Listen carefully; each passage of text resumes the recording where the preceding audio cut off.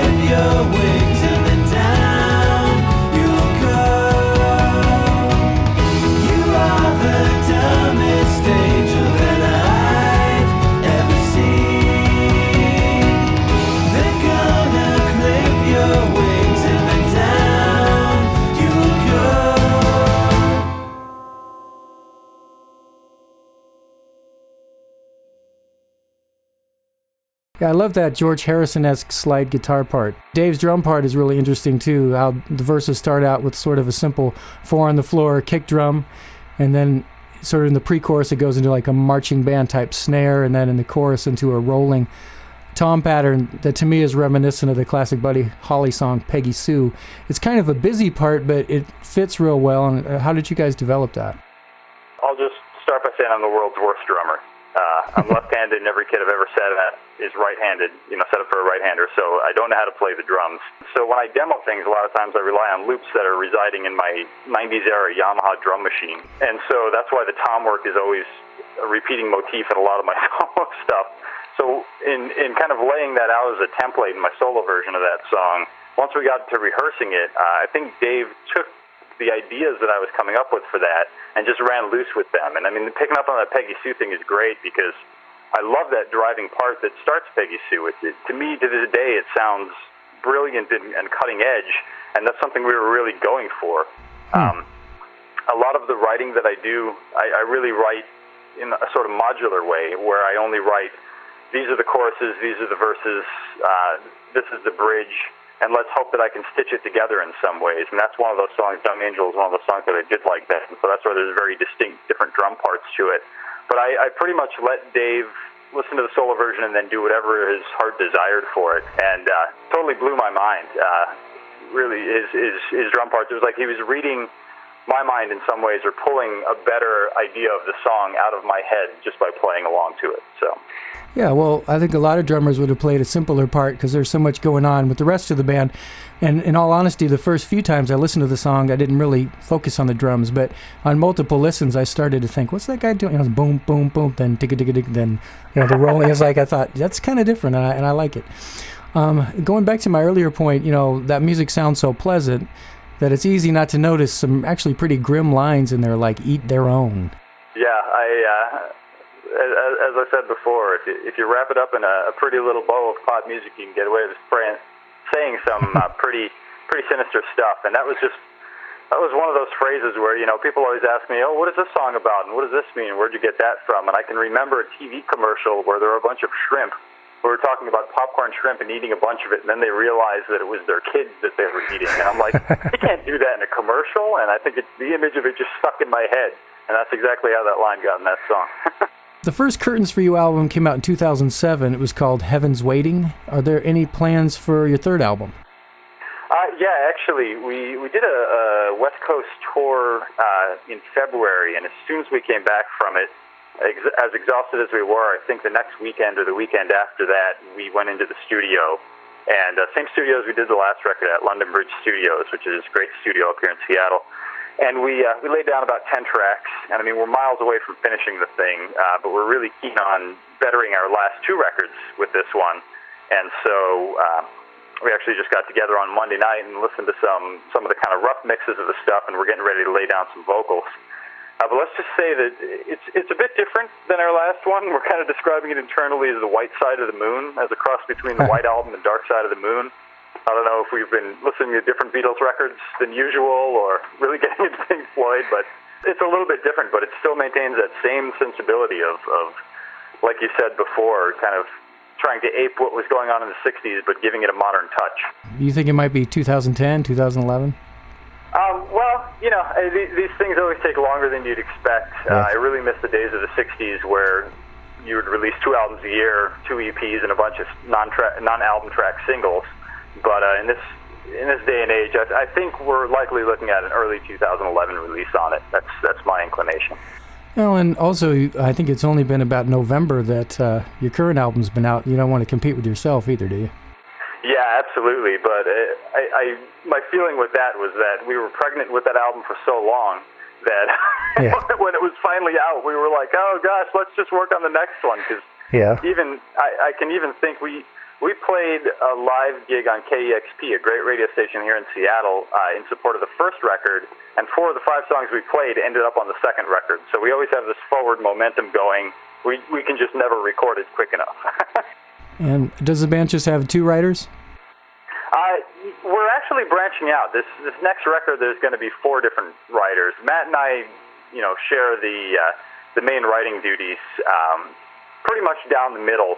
But Nick, our bass player, is contributing a great track to the next record that's been going over really well live as of late.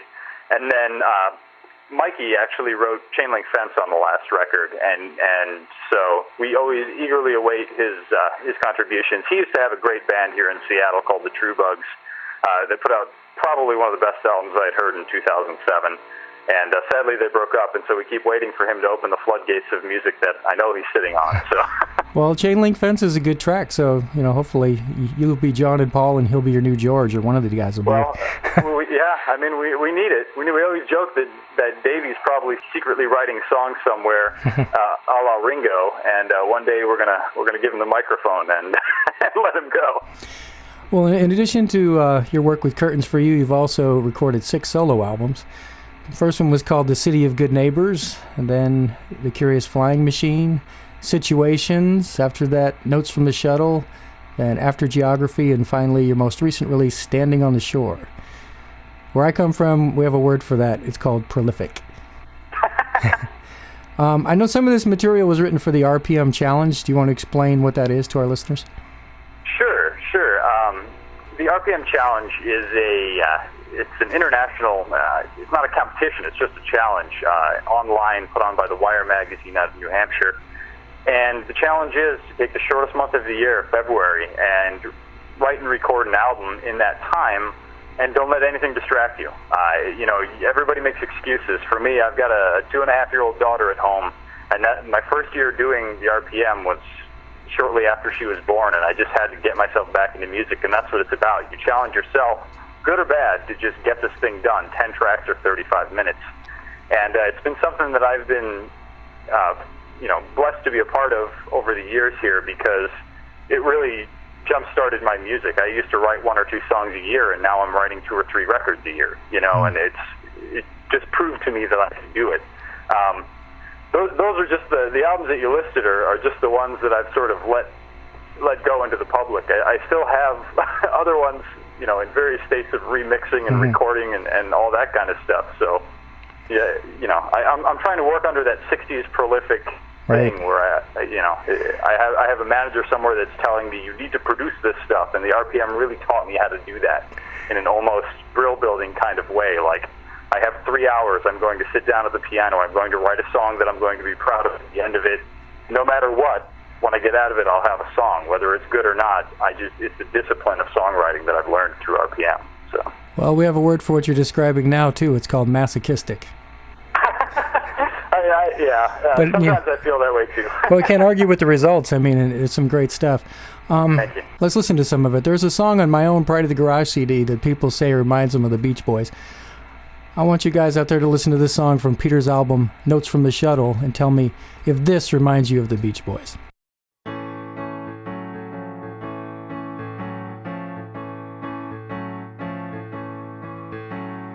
Many years have come and gone, no one's ever checked on your condition. Did they anyway? It's alright, you must admit, maybe that's the price for their permission. Or maybe the lack of it. Now you'll find no one's changed their mind about your disappearance, baby. Of all the plans you've ever made, it seemed the best to run away, make a clean break. Maybe, or wasn't it? Anyway, you were so young, it seemed your life had just begun, and maybe it was an ending you were looking for. Now you'll find no one's changed their mind about your disappearance, baby. You're back to find a town waiting by their windows, hands by the phone looking for your call, and you're paralyzed thinking of the worry you've caused them, so you turn around and head for home.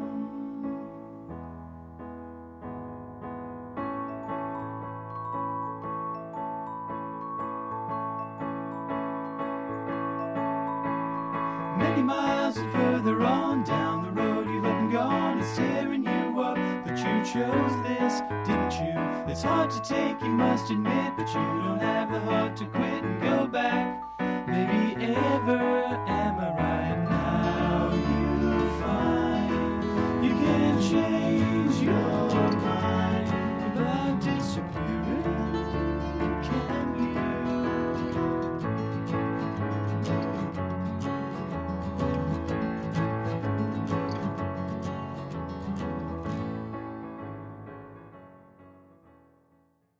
Well, if I was Brian Wilson and I heard that, I'd be kind of bummed because I'd be thinking to myself, dang, this guy's better at being me than I am.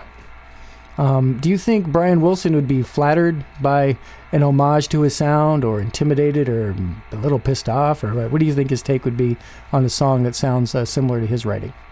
Well, I got to say, first of all, I'm flattered that you say that, because saying that to me, I mean, I wanted to name my first child Brian Wilson, but it was vetoed, and thankfully we have a beautiful little girl named Annabelle.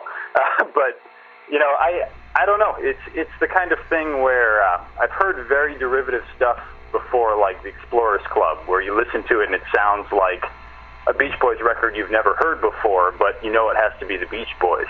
Mm-hmm. And I think there would be an appreciation, at least, of the craft of making a song that, you know, melodically is very sound and harmonically has good stuff going on, and it's an homage to what he, you know, was striving to do in the early '60s, especially. But I try to put as much of my own heart into it without imitating. And I just, you know, if he ever had the chance to hear it, I would hope that he would say, I really appreciate the sort of nod, you know, in my direction. Of course, Brian Wilson himself said that his sound was based on a cross between the Four Freshmen and Chuck Berry. So, absolutely. You know, so he just took the vocal harmonies and threw some rock and roll under it. And when I first heard the Four Freshmen, I thought, my God, it not only does it sound like Beach Boy arrangements, but it sounds like the actual guys. I mean, it sounded so similar. It's not the pale moon that excites me, that thrills and delights me. Oh no, it's just the nearness of you. It isn't your sweet conversation that brings this sensation. Oh no, it's just the nearness of you. Well, someone once told me that something I'd written sounded like Jean-Luc Ponty, and I'd never heard his music at the time, so clearly I wasn't imitating him. But maybe he and I just felt and heard music the same way. So do you think if you never heard Brian Wilson's work, you could still write a song like that one, because you just feel and hear music the same way, or not? Well, I kind of have an interesting story about that, because I've actually thought about this before, and it was a great question. Growing up, I never really listened to much popular music outside of, you know, Frank Sinatra or swing era stuff. I listened to a lot of classical music growing up, but I never really clicked with music until I started hearing the Beatles when I was in high school sometime. I never really got into the Beach Boys. I mean, I knew the radio hits, and anyone who's a fan of the band knows that that's not the whole story. That's not even a quarter of the story. And I'd say a year or two ago, and listened to early music that I had been writing around that time before I was really clued into, you know, listening to Shut Down or listening to Summer Days, Summer Nights. And that music has the same structures and the same instrumentation, the same kind of sense of harmony to it. I wasn't even aware of that side of the Beach Boys yet. And so it's an eerie thing. I don't know how you get to that point where you're either listening to the same influences or you're just absorbing music or hearing it in the same way. But it really, hearing it a couple of years ago and going back and revisiting that own time in my own writing, it was really eerie. I was like, wow, I was emulating something that I had no idea about. And so hearing your story about it, it's an eerie feeling, because all of a sudden somebody name drops somebody and says you remind them of that person, and you have no idea who they're talking about, and then you check it out, and the reaction is either, oh, I sound nothing like that, or, you know, holy moly, I really sound like that, and I didn't even realize this. Before you moved to Seattle, you lived in New York City and Chicago. Do you think where you live influences what you write, or do you think you would have written the same songs regardless of where you were living at the time you wrote them? The environment helps. The lion's share of music I've written in my life, I've written in Seattle. It's a gorgeous environment to write in. It's inspiring to look at, but it also lends itself to kind of darker and drearier music. So maybe that influences the writing that Matt, who is a Seattle native, and myself, the work that we do in Curtains for You and in our own solo stuff, is kind of like Seattle. When it's a sunny day, it's gorgeous, but you know that the rain clouds are always threatening. But I think one thing that really influences the way that I write is, more than location, is the instrument that I'm using. I know when I go back to Chicago to visit family, the piano that I have access to there is a very old Baldwin Spinet with a cracked soundboard. And on that piano, I've written Small Change. I've written tracks like Sal's Wild Years. I've written stuff that actually sounds Barrel House or Ragtime, boogie woogie stride stuff. And then when we were on tour, we were in Southern California staying with Sean Sullivan, who's absolutely a great guy. He plays in Golden Boy. He's played with Neil Finn. He's played with Elliott Smith. We were camped out at his house, and there was a beautiful grand piano in there, and I'd wake up every morning and go and sit and play at that, and it was a different feeling. The influence of that house in Southern California and that particular piano, that's where I wrote Standing on the Shore, the title track off my last record. And I don't think I could have written that sitting in my house in Seattle here at the piano. So I think the instrument really pulls something out more than the location, but the location sure helps.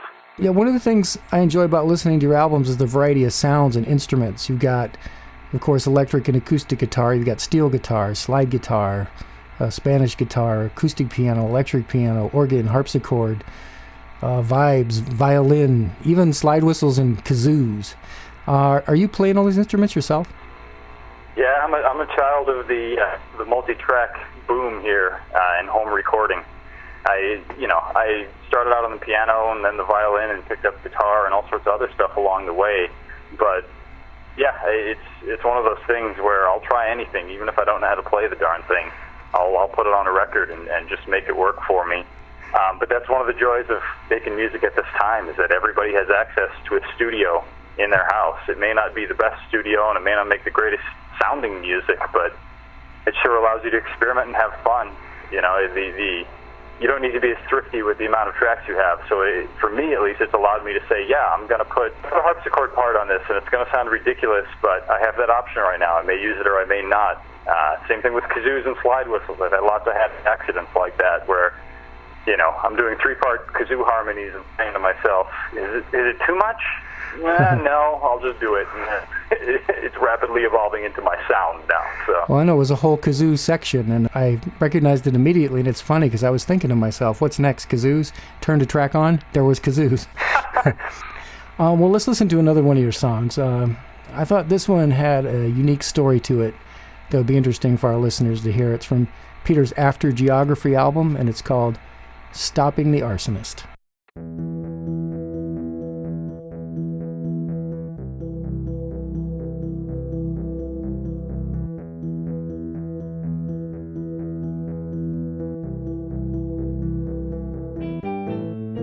Dark sky at morning, waking with an aching head, creaking your bones as you rise from your bed and slip on some clothes. In the middle of a meltdown, stuck in neutral on so many fronts.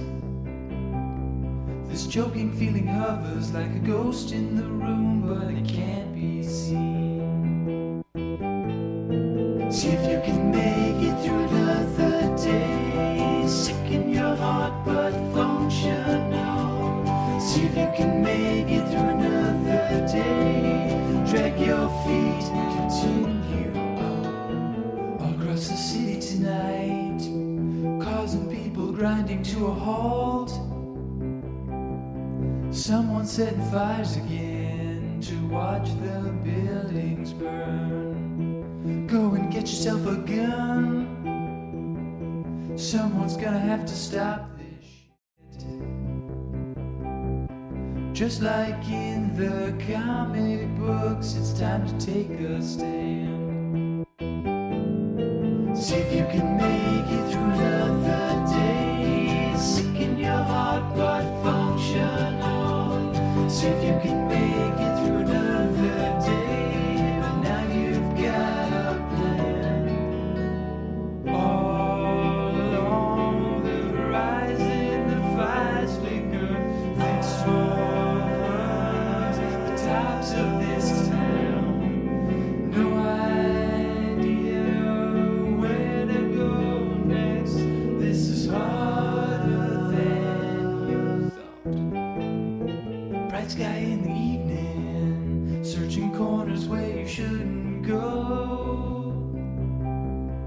looking for smoke or a sign of a spark as you cover the streets in the middle of your meltdown, chasing shadows in the dead of night. What are you really trying to prove now by acting this way? See if you can make it through another day, sick in your heart but functional. See if you can make it through another day, drag your feet and continue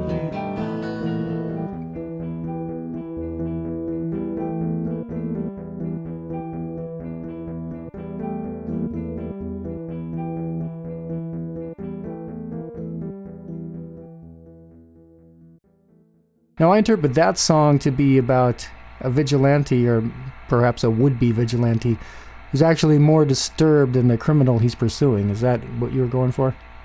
Pretty much, yeah. And boy, I gotta say, you picked a dark song of mine.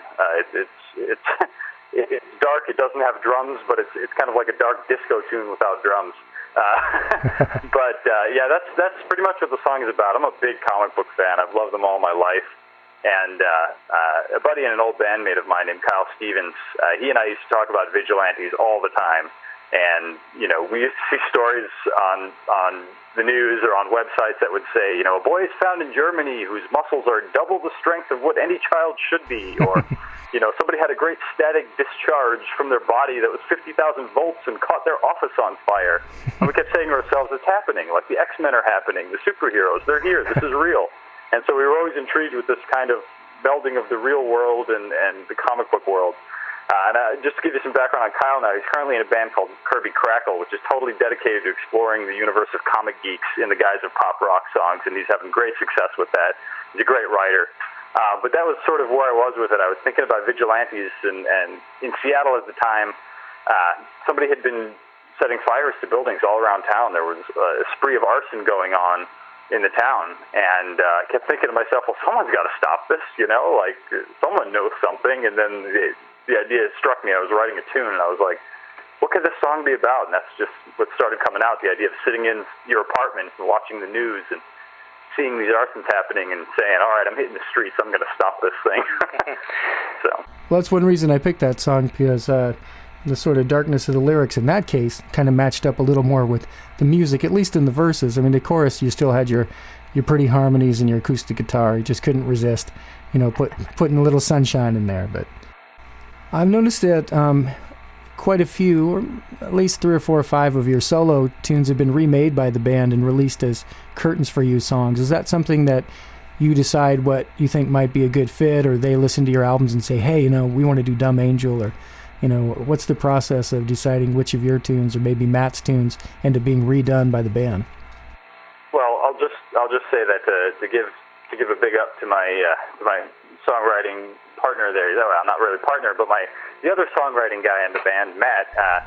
He's as prolific as I can be, and he and I record way too much solo material to ever be considered for band use.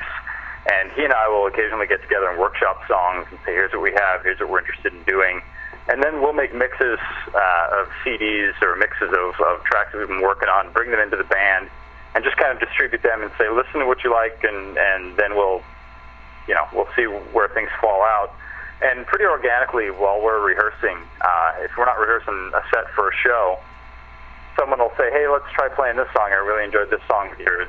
And the kind of nice thing about it is that since we do demo so much and record so much on our own, everybody kind of has an idea of what the lyrics are, what the structure is, where things are going, and then we just build on top of that. And very rarely do we walk in the door and say, this is the song that I'd like to work on, and this is it. You know, I never walk in and say, this is the song I wrote specifically for this purpose, and we're going to do it. It's pretty organic.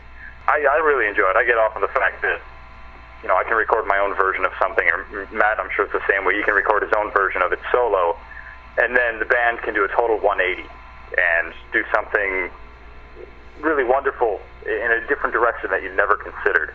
It's a pretty amazing, transformative process, and it's fun to be a part of and to watch, sort of externally, to watch other people play with your baby, you know? So we could look forward to a polka version of Stopping the Arsonist on the next album. Pretty much, yeah. We're moving in that direction. I do play accordion, I will say that. For everybody out there who's listening and is interested in the band Curtains for You, you can go to their website, which is curtainsforyou.net. And, you know, as I say that, it occurs to me, has anybody ever contacted you guys looking for actual curtains? Curtains for You, lamps for less? You'd be surprised what a name like that does for you. We were actually shopping for curtains for one of our houses or apartments years ago, and somebody grabbed a cell phone and took a picture and said, "You're actually searching for curtains for somebody. This is hilarious." But yeah, it's, you know, no one's ever done that, but we do try to put it out there that we actually know a bit about decorating and we can consult for a fee. You know, we'll help you. So I'll make that offer again. If there's anybody listening that needs advice on their interior window hangings, we're there for you. Well, even though Peter has such a huge output of music, it was actually pretty easy for me to decide which tune to close the show with, because he's written one that's pretty much tailor-made for that purpose. It's called Goodbye for Now. You can find it on his Notes from the Shuttle album. Peter, thanks so much for being my guest today. Thanks, Dan. Thanks for having me.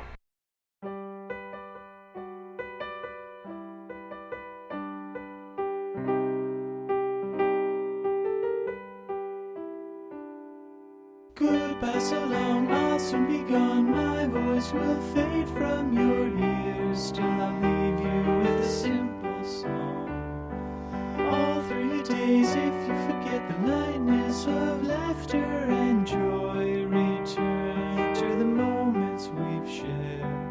Though your life goes on and on, if you find that your faith is gone, come right back to me. Goodbye, so long, I'll soon be gone. My face is lost from your eyes, so I'll leave you with a simple song. All through your days, if you forget the beauty and wonder we've had, return to the sound of this song. Though there's pain waiting by our door, we've locked him out many times before. Please listen to me.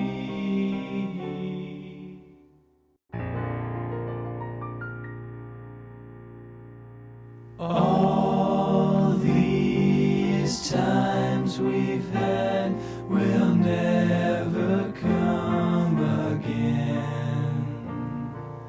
Let them pass into memories so we can meet all over again. Goodbye, so long, I'll soon be gone. My voice will fade from your ears. Still, I'll leave you with a simple song.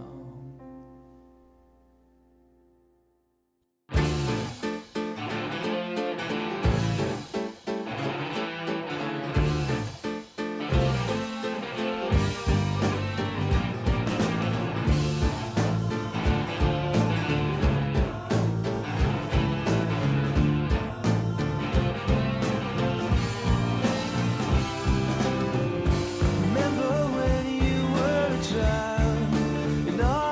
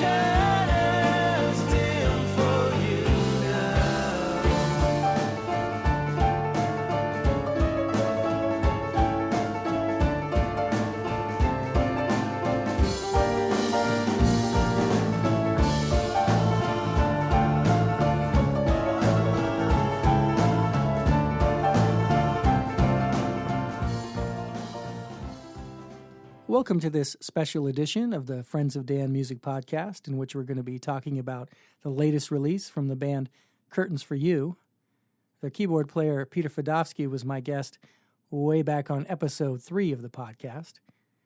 He mentioned they were working on this album at the time. It's called After Nights Without Sleep, and we just heard the 9th track on the album, which is called Open Your Eyes.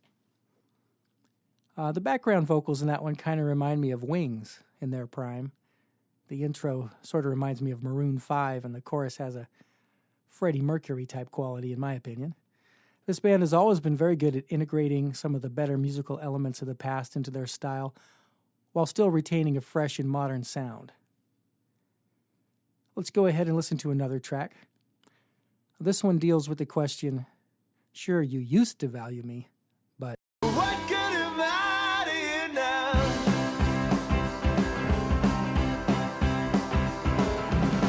There's a replacement for your moment in the light. There's a basement where you can black out every night like a child and pretend to disappear when the winter wind enters the atmosphere and everything stops. Everything changes when your heart gets involved.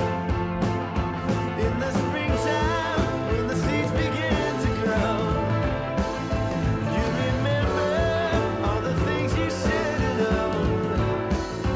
We condemned to have to do this all alone. What good am I to you now?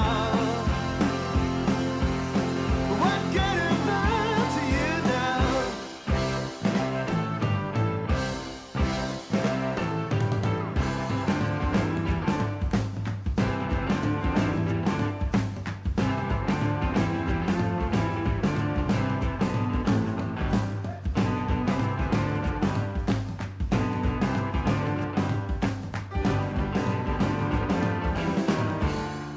When everything stops.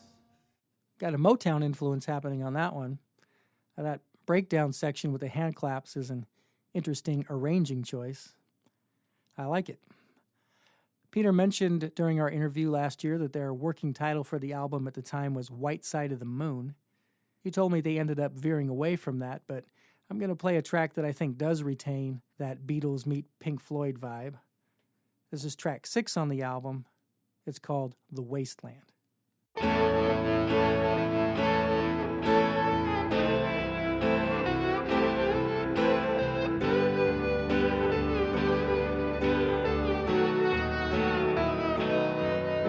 You sat on the bus in the wasteland between your house and downtown. The humid air pushed against the windows, leaving drops on the cold glass. Fingers trace shapeless forms and left dripping the lines behind. Someone is coughing and rasping near you as the bus up the road and rose and fell. 9 out of 10 say you're out chasing boredom, but one knows a thing or two.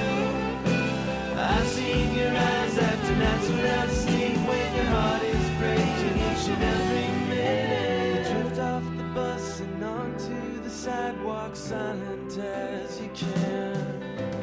No one will notice you, at least that's the plan. You retreat in your headphones and watch your feet. Traffic is curling from corner to corner, exhaust mixes with taillights.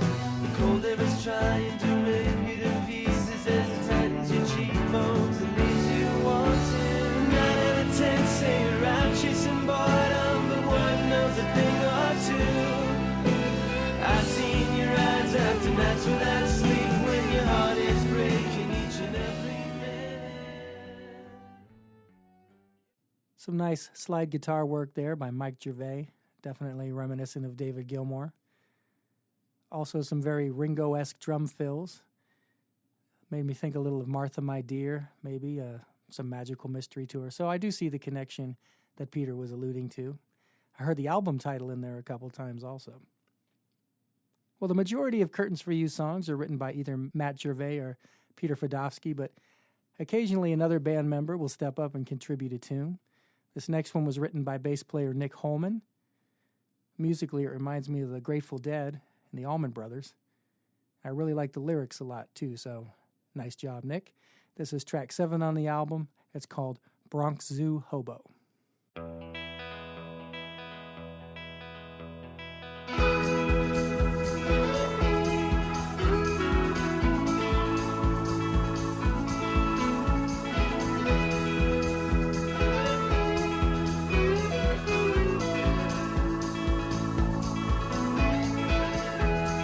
Marcus wore his hat, well things just cannot fly, and bounced around his brain until the only thing left that he saw were roads and highways broken, busted dead ends, all leading to nowhere, and the miles of open road that lay behind him now, all crumbled and destroyed from the wind and the rain and the floods. But never more than once did he think that this path would not lead him back towards home. And he wakes up choking, breathing, smoking, and feeling broken.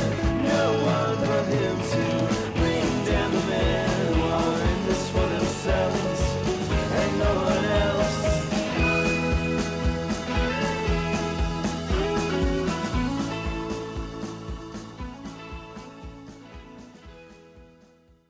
Well, that one has a nice energy to it, doesn't it? Next, we're going to hear a Matt Gervais tune that actually mentions curtains in the lyrics. Also listen for the pre-choruses where he briefly morphs into George Harrison. This is track 4 on the album. It's called Cold Wind.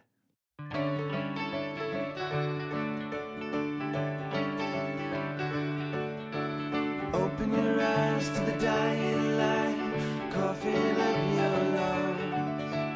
Fixing your soup in the microwave where your head is hung. Check your messages one more time. Your nights are rarefied. Your bed is cold and you sleep alone in it every night. You didn't want that, did you? You didn't want that, did you? It's a painful reminder that death is not behind us. The cold wind blows in the curtains. We're not better left alone. You're just fumbling through like the rest of us do. Eking out your life, up in the morning and breathing the fumes of your home every night. These are the things that you tell yourself when you're feeling bad. This is the reason you lost the best friend that you ever had.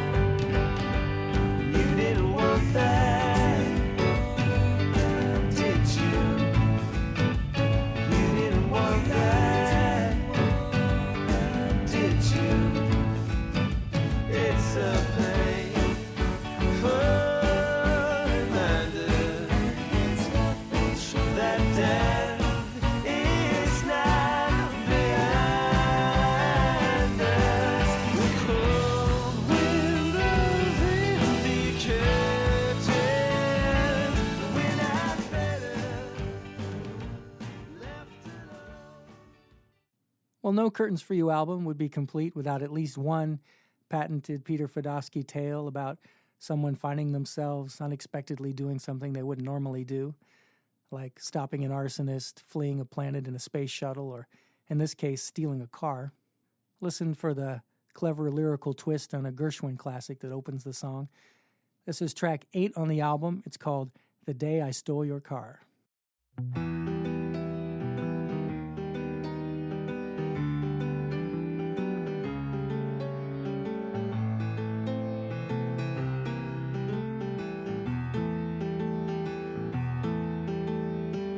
It's summertime, the living's uneasy. I was walking up the avenue against the crowd.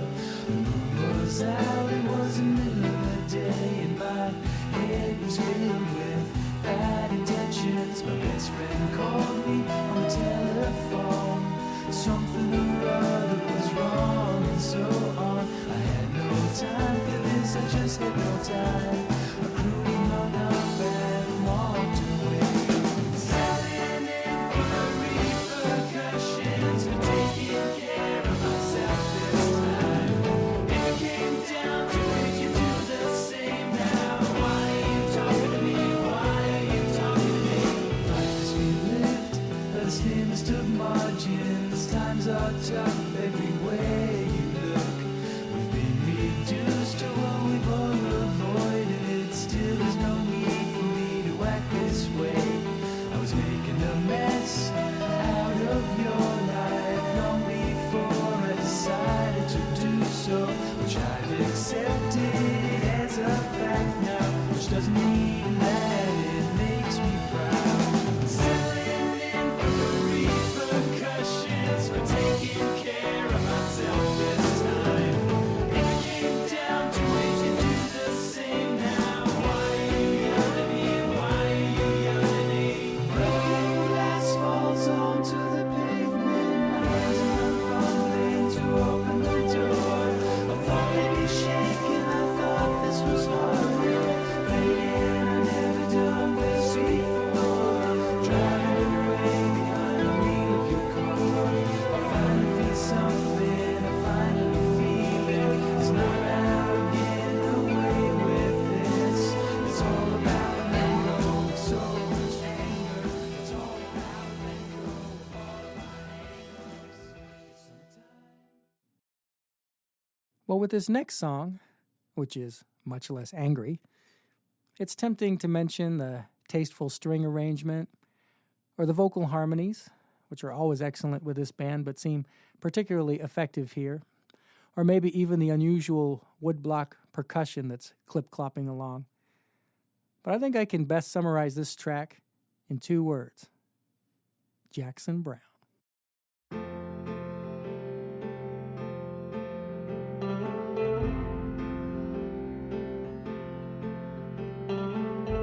It's the closing of another year.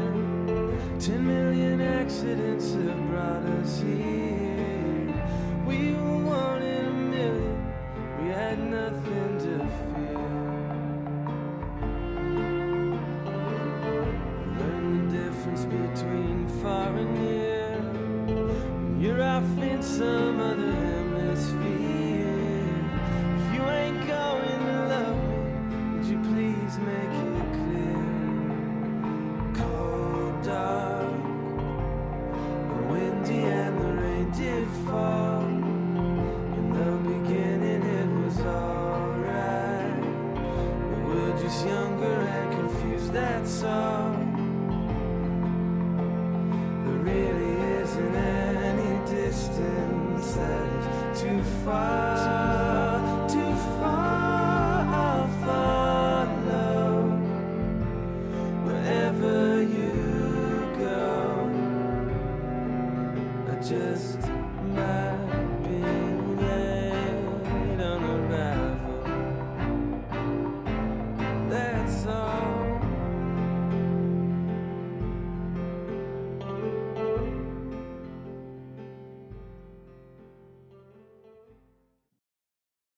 Well, that gorgeous song is called Photographic Memory.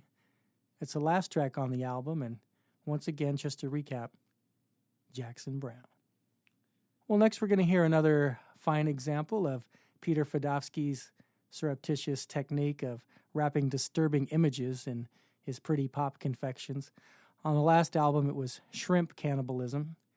And this time around, he treats us to a pan full of old bacon grease. I don't know about you, but nothing makes me want to boogie more than images of liquid animal fat slowly congealing into solid matter. But anyway, here's track 5 on the album. It's called Eggs Over Toast.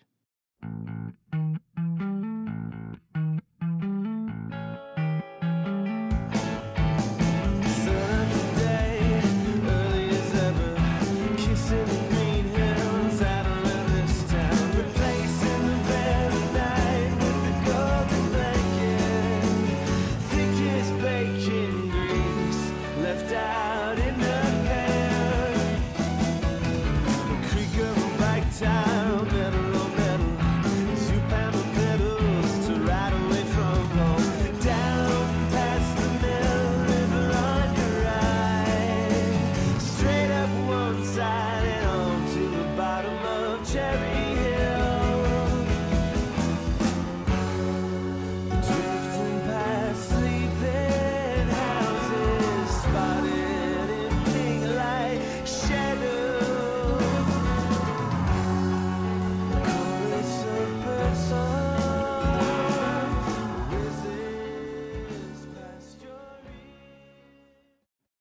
There's some pretty dramatic rhythm changes in that one, which seems to be a theme running throughout the album. They're definitely keeping their drummer, Dave Lawrence, busy, but he sounds very well equipped to handle the task.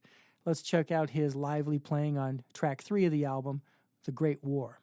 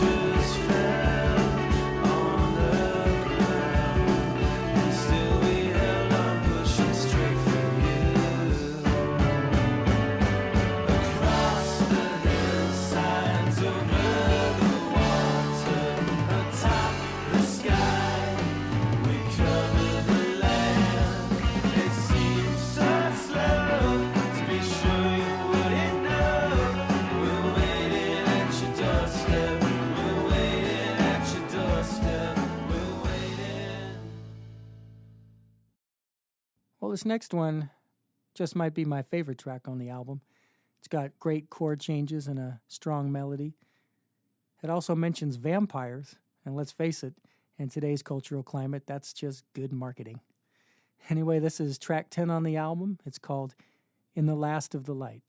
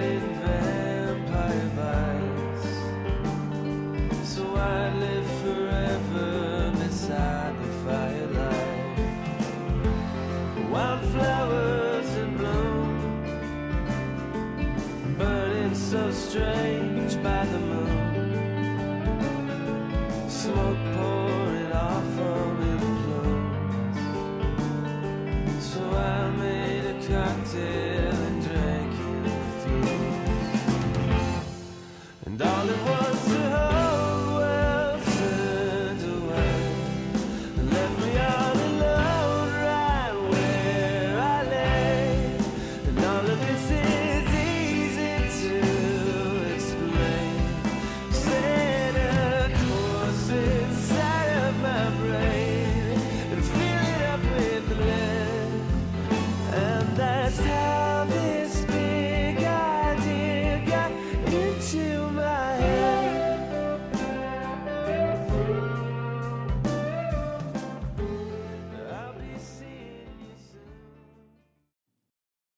Well, I purposely played a sample of every song from the album just to illustrate how it has no weak tracks. It's a strong album from start to finish, and for me, it definitely passes the all-important memorability test, by which I mean if I catch the songs playing in my head at unexpected moments, I can tell if they're memorable or not, and I've found that happening with several tracks from this album.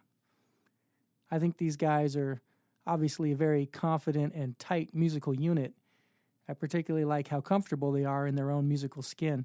A lot of bands sound like they're overreaching in terms of their musical ability, or perhaps they're being guided or misguided into musical areas they're not entirely comfortable with. But this music has a relaxed, I'm okay, you're okay kind of feel to it, which I think is always the best kind.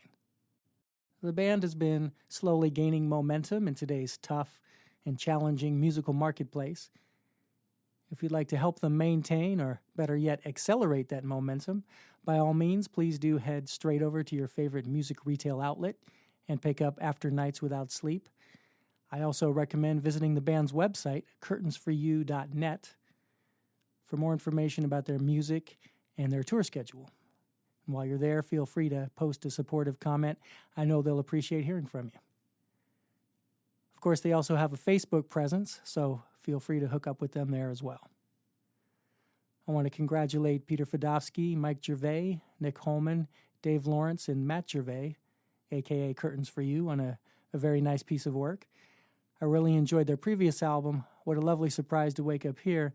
I was afraid I might be disappointed by the follow-up, but I'm happy to say that I like After Nights Without Sleep as much and possibly even better. So, to my ears anyways, things are moving in the right direction. Thank you for listening to this special album release edition of the Friends of Dan Music podcast. I'm going to close the show now with the opening track from the CD. It's called Daisy. Thanks for listening, and we'll see you next time.